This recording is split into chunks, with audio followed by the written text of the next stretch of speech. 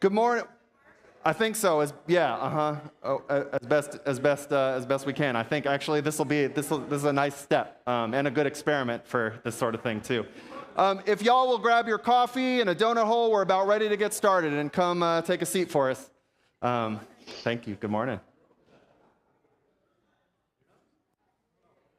And if y'all will sort of congregate in the center as much as you feel comfortable too, that'll just help give our speaker a good view. She's mostly going to be looking at me, but we'll give her a nice view of who she's talking to as well. So glad to see everybody this morning.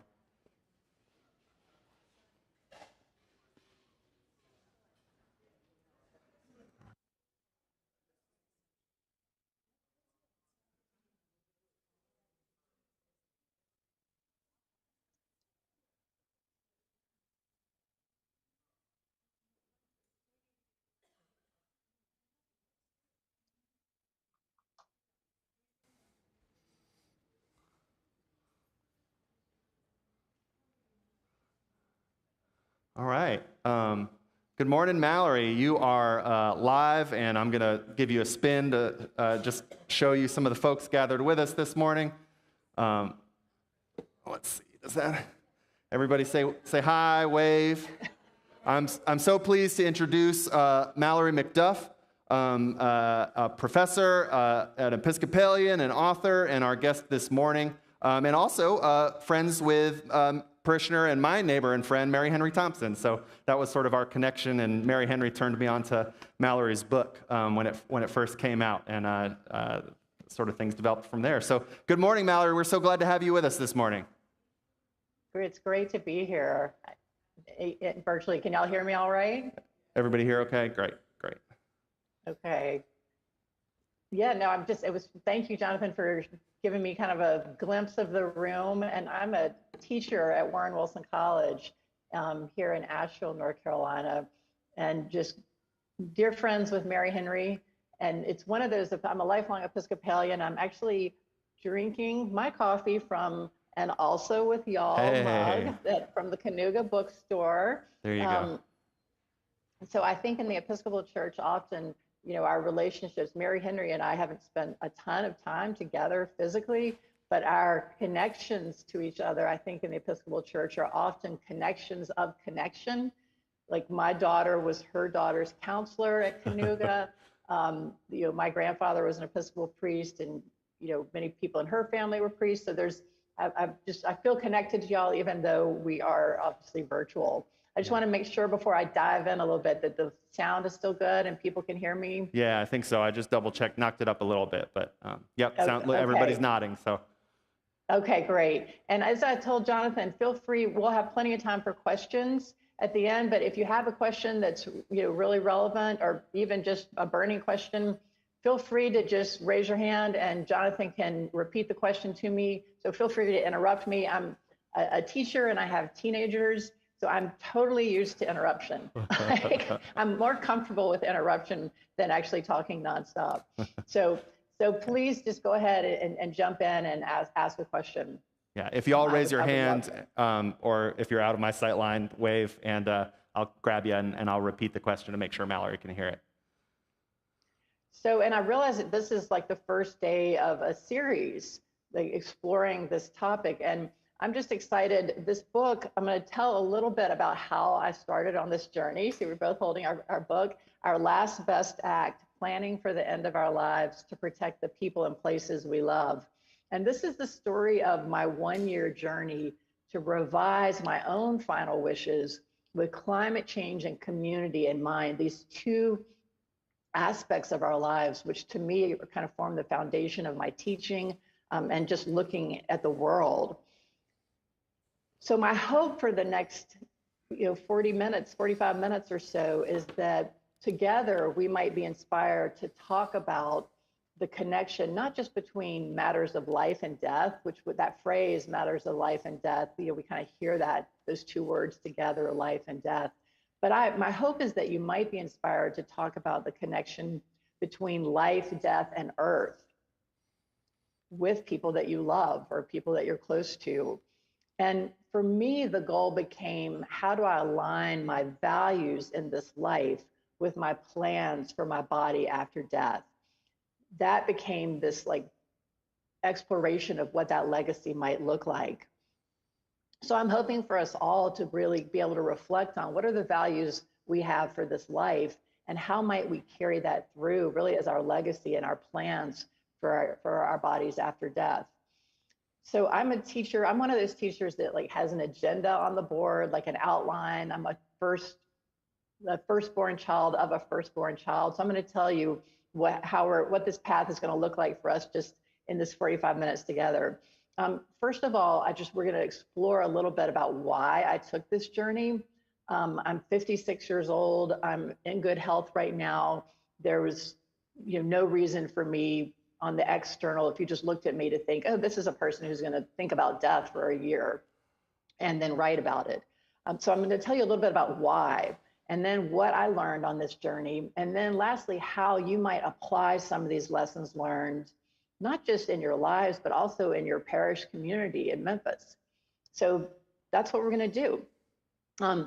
So diving right in to why I took this journey. Well, first of all, I want to share that right now I'm actually in my bedroom. Usually I do Zooms from my kitchen, but I have a 26-year-old and two 16-year-olds who are still asleep in a 900 square foot house. So I'm in my bedroom though at Warren Wilson College, where I have lived and taught for the past 23 years. When I tell my students that, because they're usually younger than 23, like their eyes just get really big. They can't believe that you would like stay in one place for longer than their lifespan. Mm-hmm. So, but I've taught environmental education here at Warren Wilson College for that long, and have raised my daughters in a very small. We have a 900 square foot rental property. It's a rental housing, staff housing, but I have this exquisite view. The fall colors are beautiful right now. And this is a 1,000-acre campus. So it's a beautiful place to teach, and it's been a great place for me to raise my girls. I'm a single mom of a 23-year-old who graduated from Berea College in Kentucky, Oh, wow. and then a almost 17-year-old who's a junior in high school. But I grew up in Fairhope, Alabama, which is on the coast of Alabama. And I grew up in this, like, I don't know, I want to say hardcore Episcopalian family. Does that exist? Yeah, I think so. We have some here. Like when I say hardcore, I mean that my parents kind of raised us with this intersection of cost cutting. Like their parents grew up and raised their family in the Depression. So cost cutting was super important. Our religious faith was important, but kind of that was like a low-key Episcopalian way. Like we were the crucifers and acolytes, at the service, me and my three siblings. And my dad was in the choir, and my mom sat in the front pew, and gave us the evil eye if we started giggling. So cost cutting, our religious faith, and then environmental stewardship, these were all kind of wrapped up together. So like for Lent one year, we gave up trash. And this was before recycling. So we just didn't generate any trash for 40 days before recycling. I know how we did it, but I wasn't in charge of the shopping. We really changed like our shopping behaviors. Well, I didn't. My mom did most of the work, actually. That sounds like it could be its own little devotional book. Yeah, no, totally. And this is like how you're raised sometimes is not, for me, it wasn't like at the forefront of my life as an adolescent, but, as an adult, then you have that ability to reflect back. And so we had this fairly unique upbringing, and we did a lot of just time outdoors as a family. My parents, after we were grown, hiked the Appalachian Trail, the Pacific Crest Trail, and most of the Continental Divide Trail. So these are thousands of miles. So this lightweight hiking became a thing for them. After we were grown. So why am I giving you all this backstory? We all have a family story that we bring.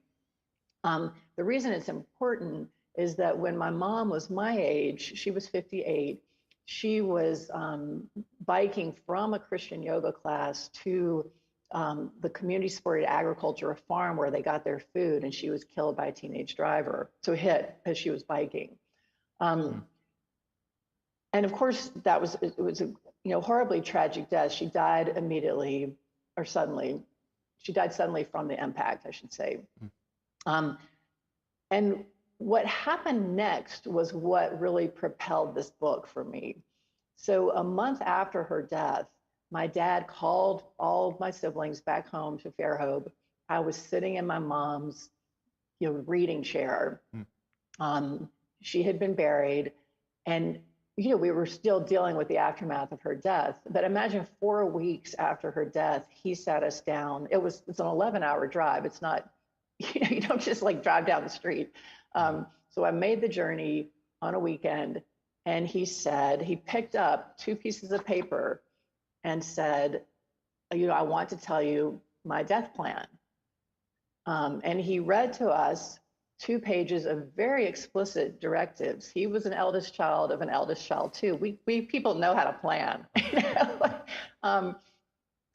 And he laid out, honestly, what he'd been talking to us for our entire lives. It was just kind of background noise. He'd always said, I want to build my own casket. I want a pine casket. I want a funeral that's managed and organized by family, not a funeral home. I knew he didn't want to be embalmed. He called that poisoning a dead body with toxic chemicals. Embalming is not required in any state. And he educated us about that. That was kind of tied into those 3: cost-cutting, environmental stewardship, and faith. So he had the details down to the songs that he wanted his gospel bluegrass band to play by the gravesite. He had taught himself banjo and guitar and was in a band with some other people from our church.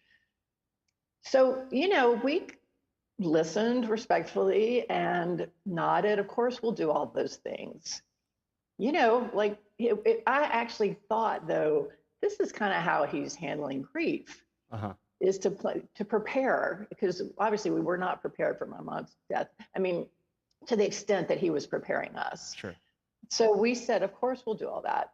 And what happened next was 2 years later, he was killed by a different teenage driver who was under the influence of alcohol and drugs and died in the exact same way as my mom. And my mom's death was shocking, but everybody's had trauma and shocking deaths at some point, it's not unique. What felt bizarrely unique was the congruence of their 2 deaths. Yeah. They were going to the same location, but a different road. It was just bizarre. And so that shock, I actually walked outside my house and just started screaming the F word, which is not really something that's in my vocabulary on a daily basis. I was just in shock. And a student walked across the whole pasture and was like, Mallory, are you okay? And that kind of broke my, paralysis in a sense. But the reason those 2 pages became so important for us is that we weren't in a state to plan. When you're in shock, you're not thinking rationally about what you should do next. But we sat, we got home, sat around that same living room, and we were like, we can't do his 2 pages of directives. We don't even know where his body is because it was a hit and run accident. And we said, if we can I think it was me actually, who said, if we can do one thing on that list, we will have honored his wishes. Well, you know how it is with a list. It's like I tell my students, okay, you haven't started the paper, but start one part of the paper. And so we did one thing. Let's get a friend. He had talked to a friend about building his casket if he couldn't. And this was 2 years before. And the friend said, I have a piece of pine in my basement. I'll do it. I'll pull an all-nighter. And he built a gorgeous casket. We were able to the body had been taken to the funeral home, the local funeral home, who knew my dad and knew he didn't want anything done to his body. And so they allowed us to prepare his body for burial. All they did was keep his body in the cooler. And we were able to sing to him, to wrap his body as he wanted in my mom's linens, to pick up his body and put it in the pine casket built by the hands of his friend. We ended up doing everything on that list, except for he wanted his body to be at home. And we didn't do that. But the reality was his directives to us allowed us to really honestly embody him through following through on those on his wishes. I mean, we actually were able, I was able to be with his body, and that was just an experience that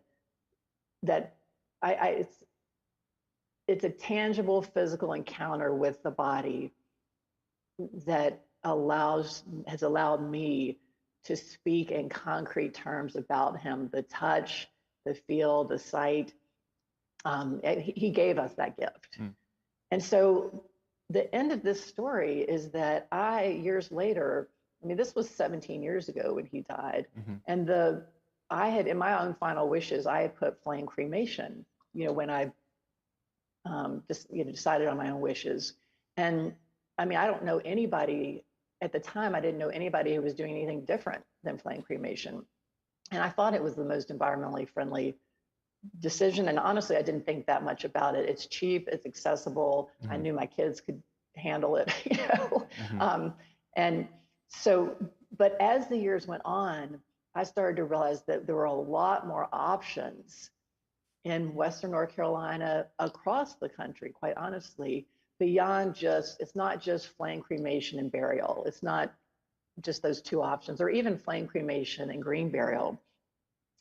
And green burial is actually what my dad ended up, we didn't have that phrase at the time, but green burial is burial without embalming, a concrete vault, which lines the grave, or anything non-biodegradable. That's essentially what green or natural burial is. So what I decided to do, once I realized there were more options, and y'all, what the funny thing is that I realized this, the light bulb clicked for me at a conference on death and dying at All Souls Episcopal Church in Asheville. I was a speaker about, like, how do you do green burial in your own family? So I then brought in as like, this expert on green burial, not expert, a lay expert with personal experience. And I had subsequently written about it in essays and whatnot. And it was at that conference that I started to realize, oh my gosh, there's so many more options that I don't even know about. And so it was a conference at our church that really opened my eyes to, wait, if I don't know about this, and I've had personal experience, and I teach environmental education, there's probably other people that don't know as well. Sure. So that's when I decided to write this book. And I was going to give myself a year to explore options. And part of it wasn't just the options, but part of it for me was going to be, how do I enter into conversation with my daughters who were, at an age where, talking with me isn't necessarily like their number one thing that they wanted to do.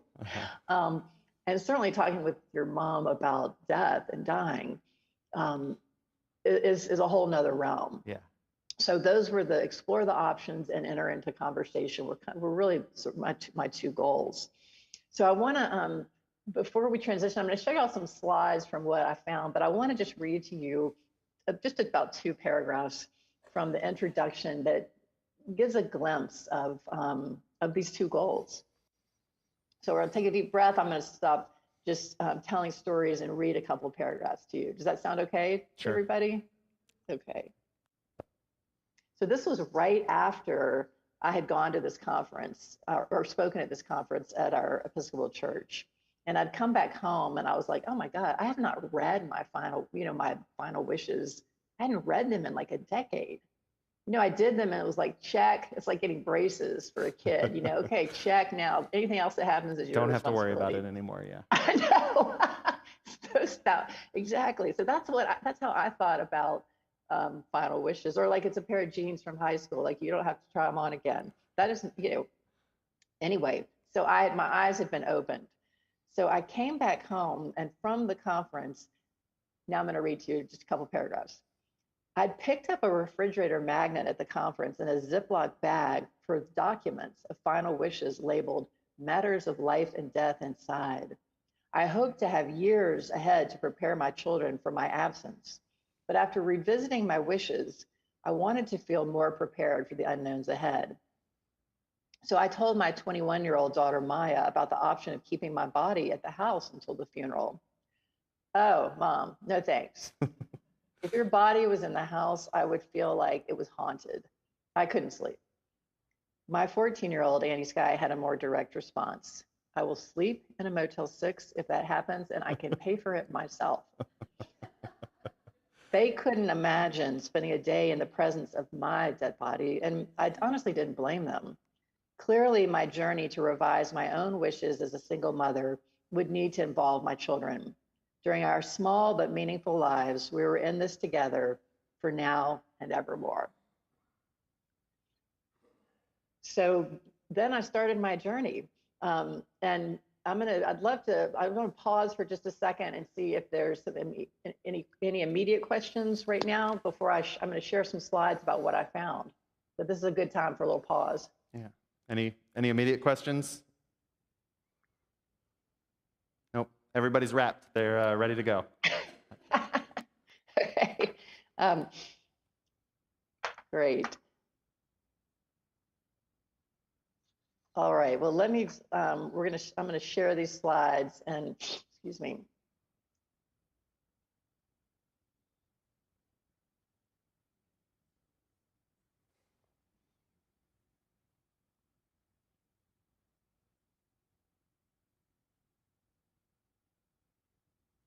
How are we looking there?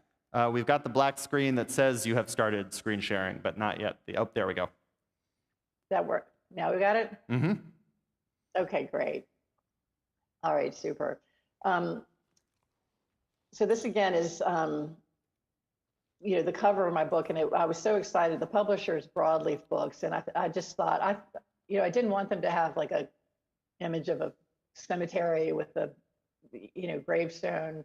And I thought they really captured what I was trying to do in this book about the decomposition, the return of life and death, the connection. So I was really, really pleased with that image. And I'm going to just share with you a couple of images from Warren Wilson College, excuse me, so you get a sense of where I'm coming from. I'm actually looking out my window at these two chairs right now. It's a 900 square foot house with $1 million view that I could never afford. But it's a beautiful, beautiful place, both to raise kids and to teach. And part of the reason, thinking about what are our values, what do we value that we can think about when we plan for our deaths. For me, my two daughters are, at the center of that, and then the land and the places that I value, from Alabama to North Carolina, and then how this really did become a way of honoring my parents as well. So. It's kind of funny though, just real quick, I did one presentation with a group, and a woman said, and the question, she said, well, you talk about valuing your children, your parents, your community at Warren Wilson. She said, like, I don't have anybody there's not people that are in my life that I value. And it wasn't like a negative thing. It was a statement of like, we all have different circles, right? Right. But it was a really good, I was so glad she said that, because, we had a discussion about how we can value people and places, beyond, it's not about just like my family, or our families or my students. We're in this climate crisis, we're thinking about communities that aren't, communities that are here in other countries and other places. We're thinking about people in generations to come. But really with the climate crisis now, the immediacy of it is that if we're not thinking about each other, the changes that need to be made on a structural level won't happen. Mm-hmm. So I just want to share that as well. So when I started this this journey, I was really focused on thinking about those values of life, death, and earth. And I started my first leg of the journey was at Carolina Memorial Sanctuary. And this is a conservation burial ground that is just right outside of Asheville. And you can see it does not look like a conventional cemetery. Like you couldn't even tell it was a cemetery if you just looked at these pictures. The land reflects the seasonality. It looks more like a park. You can go and walk in it. And so I decided to volunteer there as a parking attendant. And that was a way for me to get to observe burials. All of the burials at conservation burial grounds are green burials. So there's no embalming, no concrete vault to line the grave, and all the materials used are biodegradable. The difference between just green burial and conservation burial grounds is that this land here is protected by conservation easements in perpetuity. And that's a very concrete difference. So the land is in a partnership with a land conservancy to protect the land forever. Now, the cool thing about Tennessee is that we do have a conservation burial ground in Tennessee that was started actually by an Episcopal priest, Becca Stevens, who wrote the foreword to my book. And that conservation burial ground is outside of Nashville, and it's called Larkspur Conservation. The exciting thing is there are more and more conservation burial grounds starting. And my personal dream is that our camp and conference centers where we have land could actually be a source of more conservation burial grounds. Oh, wow, and that's interesting. A connection between life, with campers and conferences and death. Anyway, that's my dream. I haven't started to do anything about it, but I just keep talking about it. Yeah. And it ties into climate, it ties into concrete steps for land conservation. Anyway, it's just exciting to see the growth in this area. Yeah. It's not just about go ahead, I'm sorry. Oh, yeah, no, well, I was just going to say, and as we sort of, priest hat here, as we're approaching the season of All Saints and All Hallows, and this time, baptisms on All Saints feast day are one of my favorite times for baptisms. Any day for a baptism is a great day, but that day when we're remembering our beloved departed and the saints who have gone before us and baptizing new folks into Christ is sort of, for me, that especially that your idea about camps also being perhaps conservation burial grounds kind of bring that theological crux together in a really poignant way for me. Well, and I love that, and I love that we have the example of Becca Stevens having started. She helped us start the conservation burial ground there, but there's someone else who's running it, John Christian Pfeiffer. So yeah, I think we're all going to have to think about where's the land that is managed and owned by our institutions like churches, and what can we do? How can that contribute to addressing climate change? So, part of green burial for me was also not just about the land, but also about the immediacy of people, and death rather than the separation. And for me, I really saw with my own older daughter in particular, who was alive when my parents died, being able to shovel dirt onto the grave. And this was a burial that I attended, the mother-in-law of D.T. Sethi Brown, and these are her grandchildren.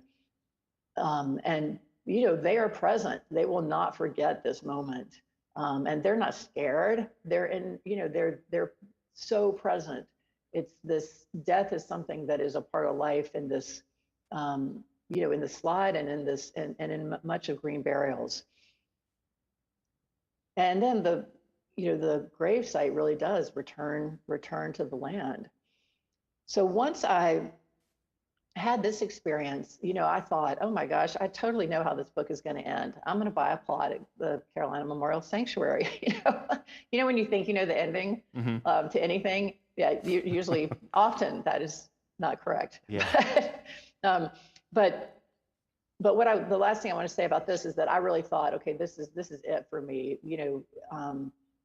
And it's a very inspiring place. And I had since, then done more reading about flame cremation, just the amount of fossil fuels needed to burn a body for a couple of hours at 1400 degrees.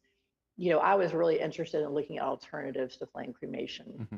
And it's not like, I want to be clear that it's not like my one decision is going to like shift the climate crisis. But I do think if you have information, you can make more informed choices, Mm-hmm. and then other people can too.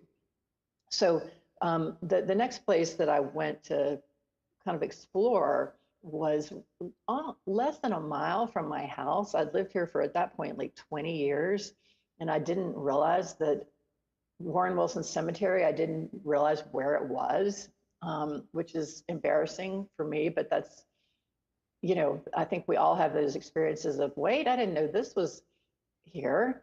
So the Warren Wilson Cemetery, this is why I'd driven past it, and I had not even, the sign is removed from the road, and you can see the gravestones are flat, but the land looks much like looking out my front window.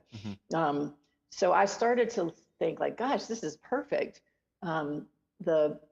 To buy a plot is like $100. It's insane. You can't, that's so cheap. Like those prices are from like a long time ago. But once I looked at the burial contract, I realized they required vaults. So, until this research, I had never even seen a vault, but it's essentially, a concrete or metal liner in the grave. The main purpose for vaults in conventional cemeteries is it keeps the ground level for mowing. And since so many people are cremated now, a lot of people haven't seen vaults, because cremation right now, flame cremation is 50% of folks in the US. Mm-hmm. It's predicted to increase to 80% mm-hmm. by 2040. And flame cremation is, like, as I said, it's affordable, it's accessible. Our population is moving and not staying in one place. Mm-hmm. But the interesting thing was that I thought, oh, how cool would it be to be buried, where I've spent my adult life. But with this contract requiring vaults, I couldn't do it, because mm-hmm. part of my goal was to find something that mitigated climate change and had my community in mind. So what started was basically a year-long campaign that essentially was between me and 85-year-old Ray Stock, a retired math teacher who mowed the lawn and was the trustee of this cemetery. This small little plot of land is owned by the Presbyterian Church at Warren Wilson. And Ray, I'm not young, I'm 56, but to Ray, I was like this young person trying to tell him what to do. So, he essentially told me that. And so we went around and around and around, and he had, concerns about changing the contract. And so the end of the story is that the pastor of the Presbyterian Church told me, I think you should ask for an exemption to the contract based on your religious faith that propels you to care for creation. Like putting a vault underneath the earth would violate your religious values. And there was a Muslim student who had been buried several years before. The Jewish faith and the Muslim faith, you can't use vaults or embalming. And so I had an example of somebody, they had given an exemption. So what actually happened, by this time, COVID, it was the summer of 2020. So we met on Zoom for the final meeting, my last plea. And the three men who were over 70 decided to go to the cemetery and have a vote. And they were very discouraging during the meeting. Well, Ray was, but they actually at the cemetery voted not just to give me an exemption, but to change the contract to allow green burial. And 1 month after that, Ray Stock, he died a peaceful death from cancer at home, and his family gave money to help to maintain the cemetery in his honor.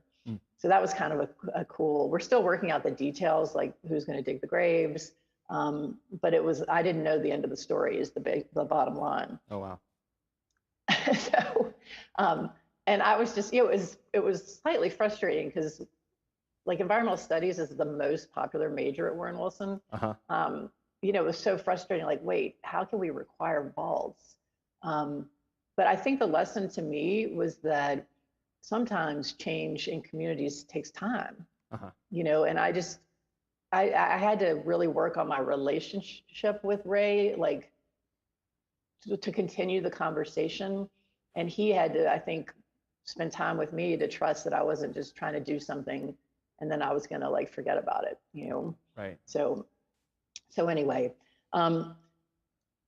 beyond burial, I wanted just to briefly share some of the other options that I discovered and explored. So we've got green burial at conservation burial grounds, which is like at Larkspur Conservation in Tennessee, or at Carolina Memorial here in North Carolina. Natural burial, green burial and natural burial are two terms that are used interchangeably. So, like the Warren Wilson Cemetery was a neighborhood cemetery. My parents were buried with the green burial in our neighborhood cemetery, and their contract did not require vaults. But I discovered other options that I really had not explored before, including body farms. And Knoxville is the first body farm in the country, and we have one in Western Carolina University as well. So this is where you can donate your body for no cost for the study of decomposition. And I spent time, one of my chapters is about that, and I spent time with students in the labs. It was just, I was so impressed with just the reverence and the scientific, investigation that was a part of that institution. And I can answer questions about it too. Some of y'all may know more about it as well, just because of the Knoxville connection. But the research at the body farm in Western Carolina University actually helped propel this new method of human disposition called body composting or human composting. The scientific name is natural organic reduction. This is now legal in 5 states, and it's being introduced in many more states. It's started in Washington State, and then now it's legal in Washington State, Colorado, Oregon, California, New York has just passed it. And it makes so much sense, particularly in urban areas without land for burial. And it's essentially, people say, oh, I want to go back to the earth, just return my body to the earth. This is doing exactly that. And if you want to just look it up, Recompose is the company that started, was the first company to do it. And now there's other companies that are doing it as well. And I wrote an article for Wired magazine that explores body farms and human composting. That's another resource, and it was adapted from my book. The last method of disposition that I want to share is called aquamation. And some of you, I'm just curious if anybody's heard of aquamation or water cremation. Jonathan, you might tell me what the hands look like. Has anybody heard of that? Aquamation, water cremation? You may have. I don't know if I'm not to steal your thunder, but the late Archbishop Desmond Tutu chose it as his method of end of life, and that was sort of where it came on my radar.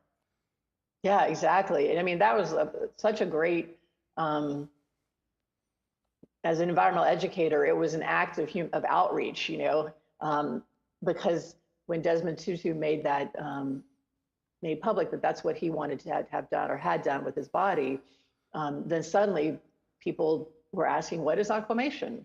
Right. And so it's a form of cremation, but it uses water and lye. So it's essentially, in the crematory world or the funeral director world, they talk about cremation now as flame cremation and water cremation. And aquamation or water cremation is legal in Tennessee. It's been legal for pets. And many of these things we can have done with our people, it's illegal to do with your pets, but it's not just now people are, pushing for realizing, wait, this actually will work for humans as well. It's now 27 states it's legal in, and including Tennessee. And the cost is comparable to flame cremation. And so you have to buy like a machine, the funeral director or funeral home has to, or crematory has to buy, it's a different machine. It doesn't burn the body, but basically it's not using the fossil fuels of flame cremation. And the remains are essentially liquid and bones. And in flame cremation, the remains are bones and, ashes. And what we see as ashes are actually really ground up bones in both processes. So that has, the funeral directors I talked to said aquamation is going to be the future of cremation. It's, and so we can talk more about that as well. But the other thing that I did was I attended home funerals where, you keep the body at home as opposed to somebody dies and they're out of there. And you can keep the body at home for a few hours, or you can keep the body at home for, a few days. And so that's something that, a lot of people, don't know about. There's also a service, end-of-life doulas, or death doulas, are people just like birth doulas can help you with the birthing process.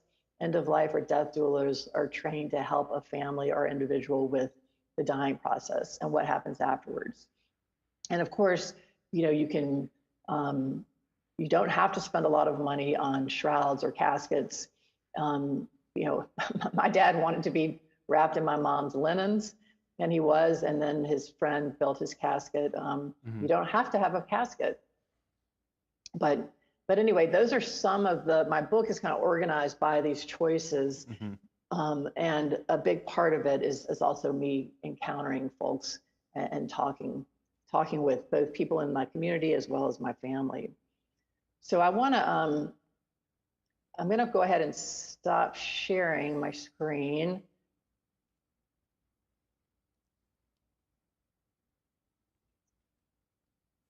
Oops.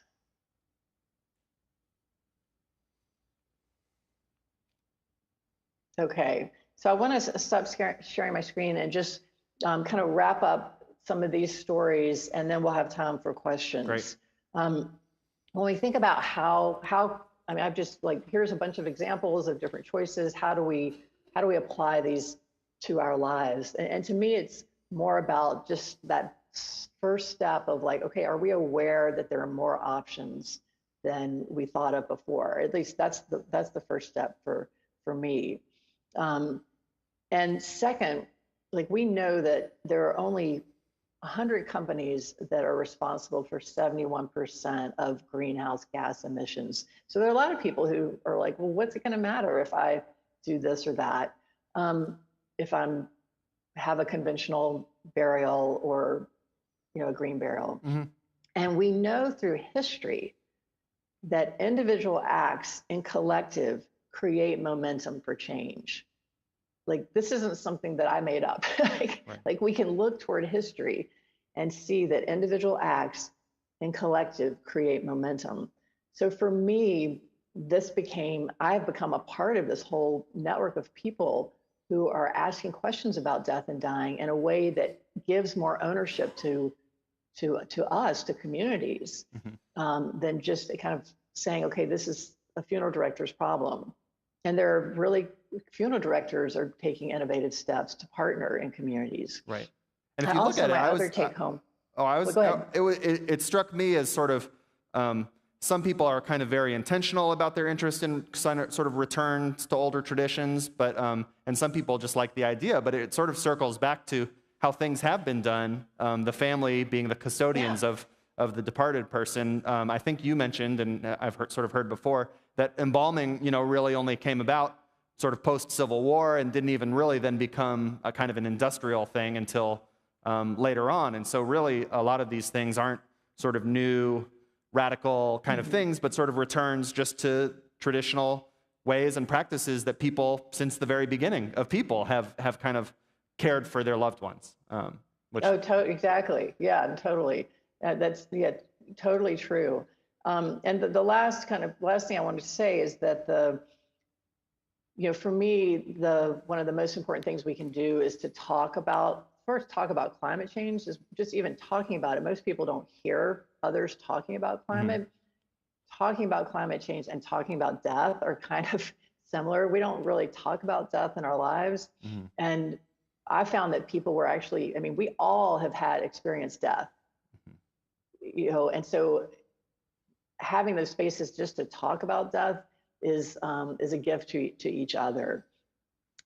So those were kind of the two: being aware of options and then talking about it. And I want to close, and then we'll have time for questions, just with I decided to write my daughters a letter, much as my dad had given to me. And so I'm just going to read the last paragraph, and then we'll stop and have time for questions. So, honoring my parents after their deaths and living into their love for the earth has been one of the defining, unexpected paths of my life. I experience my parents' love in my body nearly every day, and that feels like God to me, even when I'm scared about what will happen next. You too will carry my love everywhere you go. And if you can't follow this plan, remember what Annie Skye, my younger daughter, once said: if mom's dead, she might never know, but you'll always know I love you. Amen. So, Amen. So thanks. And I'd love to engage in discussion. I know we got church coming up though, but. Sure.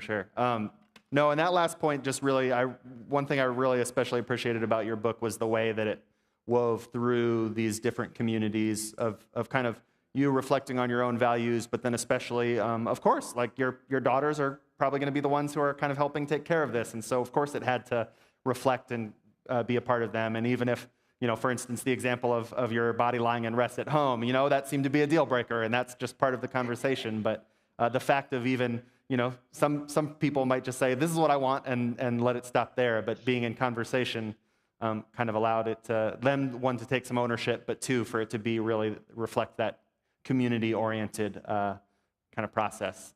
So I'm gonna just turn you a little bit to our folks. Great. Let's see, and get down myself. All right, and I think, yeah. Does anyone have a question, or do you mind, if you're able, would you kind of come forward, and Mallory can kind of get a visual as well? Oh, I should have come to you. I'm sorry. I should go mobile with the laptop. So I have a couple of questions. One. Can you speak into the mic? Oh, yeah. Yeah, can you hear me?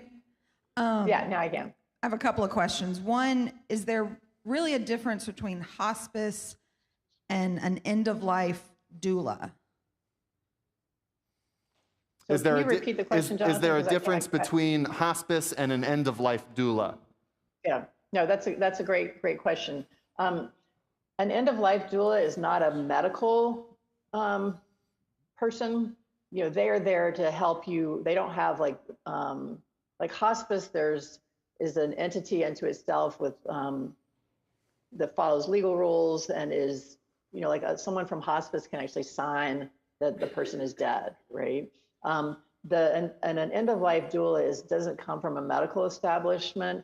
They're more trained in, okay, here's the process to help you with someone dying, and some as well as afterwards. So the comparison I use is, you know, you could have a midwife at your birth, like if you're birthing a baby, you could have a midwife who's a medically trained professional or a doctor. And many people also have a birth doula who is there as a support role, not necessarily a medical role. So it's an analogous comparison. Thank you. Yeah. Also, with the list that you had at the end, what's cost-wise, like where would you be? Like, right. What's the most expensive and what's the least expensive? No, that's a great question, and I didn't mention it in my talk, but cost was actually one of the. I mean, I'm a single mom at a college that does not. It's a great place to live, but the pay is not great. So cost was a really big factor for me. You know, a lot of it depends on, you know, where you are. So to me, it's hard to do a straight up lineup of the decisions by cost, because you could do a green burial, and if you go to a funeral home and say, I want everything, you know, it will be in the thousands and thousands of dollars. The average funeral and disposition is like $10,000 in this country. And so, but if you go to and say, the only thing I want is like for you to keep the body cool, like we did with my dad's, that was a couple $100s. So it really, really does depend on where you are and what services you want. Flame cremation, for example, in Asheville, I could get a flame cremation for $995 if that's all I want.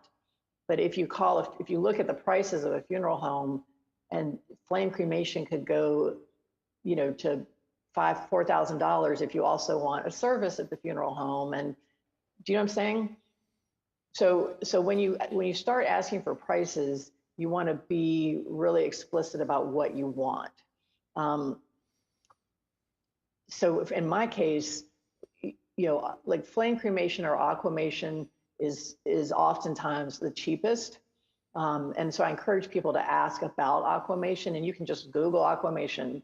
And there will be, I think, more and more places doing aquamation because it's just spreading in popularity. And then, asking for prices like burial plots. Warren Wilson, they're really cheap but that's an access I have, just by virtue of working here. So I encourage you to just ask questions about price to answer the question in terms of where you live. Body composting is about the price right now, even though it's not available in North Carolina and Tennessee. I think it will be. It's about comparable to, I think they're saying like about $3,000, which that's actually a reasonable amount. That's a great question, though. Thank you. Anyone else?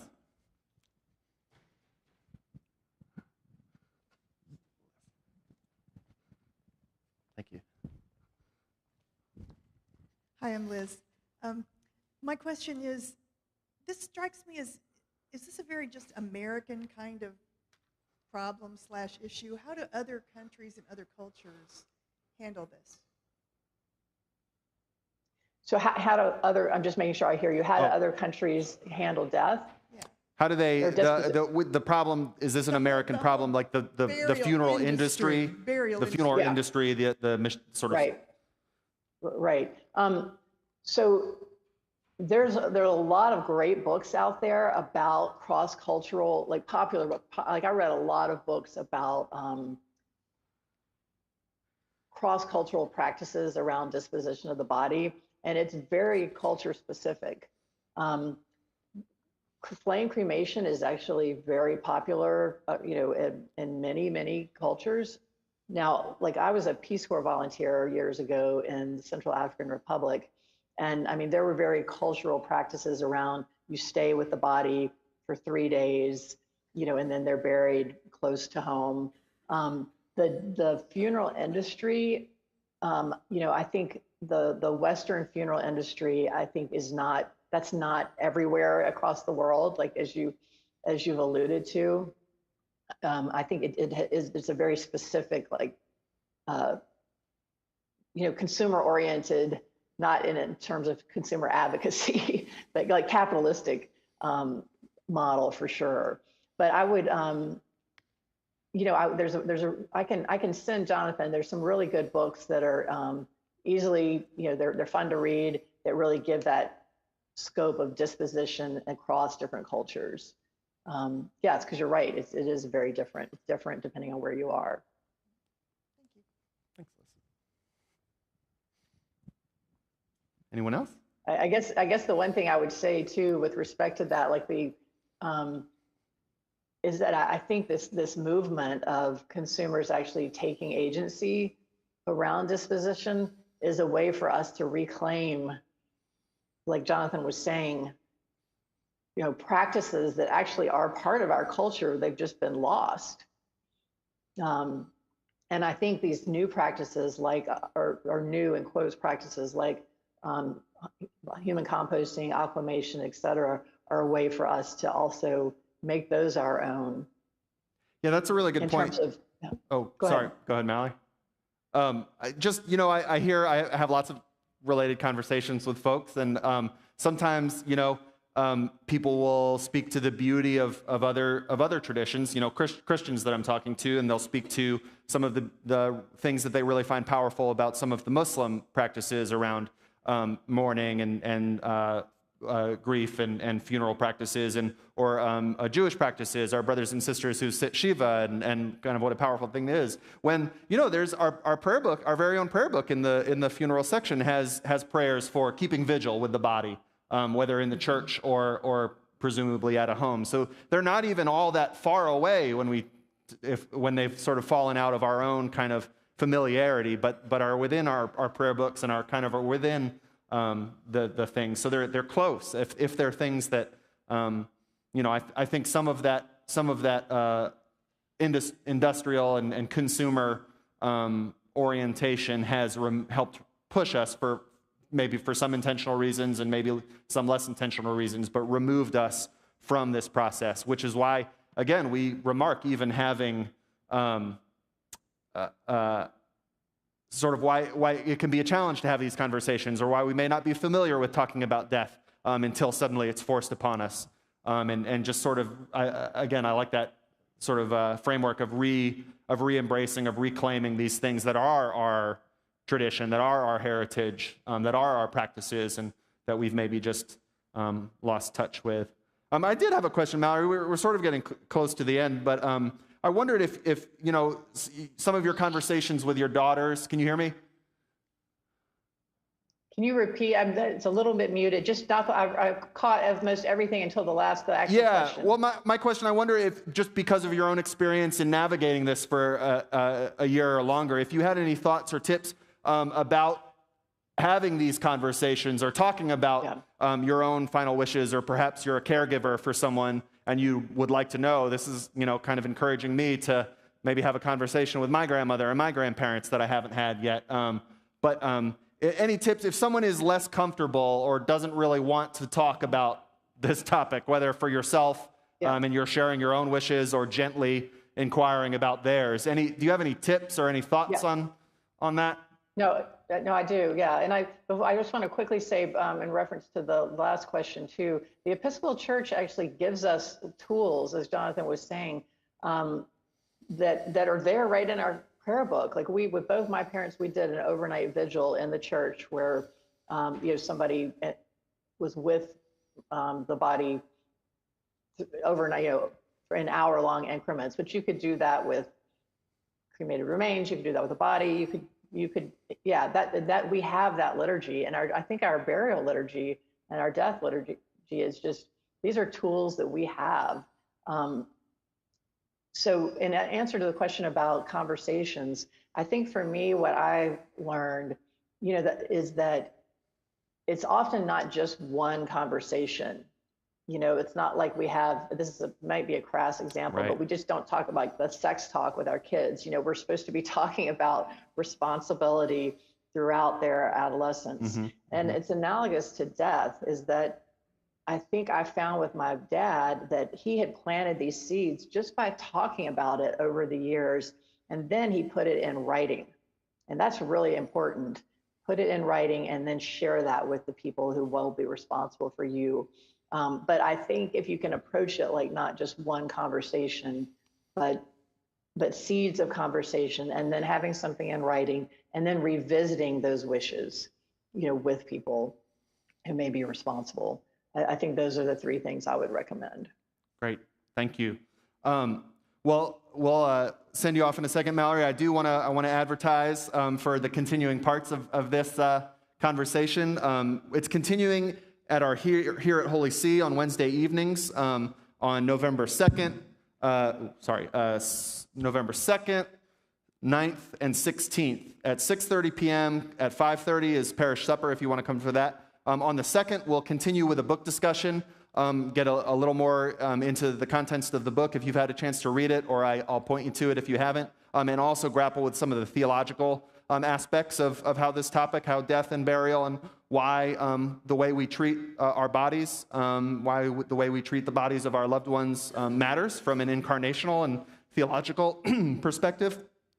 On the 9th, we'll have a facilitated conversation. We'll have parishioners who are estate lawyers and medical professionals to give some guidance or best practices if you're interested in those aspects of end-of-life planning. And on the 16th, I guess I should face the camera, we'll have a conversation with a funeral director who's an Episcopalian and one of your clergy, probably me, since I'm shepherding this along, around, again, thoughts on best practices, thinking about just those sorts of things, and being able to ask any questions from people who know us and love us and are familiar with us and with these areas of best-of-life planning. So, Mallory, thank you so much for being with us this morning. Really enjoyed it. Thank y'all so much. It was a pleasure. And thank you, everybody here, for coming, and everybody who's been participating online. All right, Mallory. Well, thanks, and right. we will. Y'all have a good service. Thank you very much. You have a good Sunday. We'll talk to you later. Okay. Bye-bye now.